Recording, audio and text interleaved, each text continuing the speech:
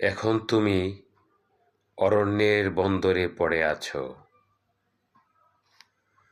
কাঠের ঘণ্টা বেজে যাচ্ছে, আর আমি ভাবছি পালকের মতো জল উঠছে গগন যুদ্ধে, গভীর সমুদ্রে মাটি পড়ছে। আমি কি সাদা দ্বীপের নাবিক?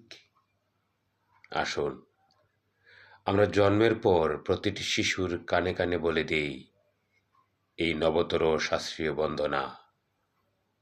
আসুন, কাল ভোরে সব রণতরী, বোমার পাহাড়, সকল আগ্নেয়াস্ত্র ধ্বংস করে দেই।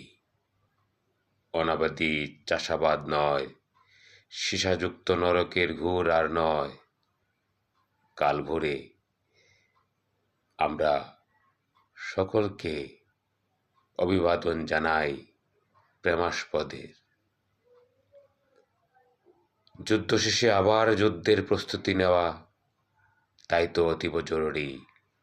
এটা যদিও তোমার কাছে দুঃসংবাদ, নিরন্ন মানুষগুলির লবণ রুটির জন্য যুদ্ধের যে প্রয়োজন বড়, আমরা সেই শেষ প্রান্তে এসে দাঁড়িয়েছি।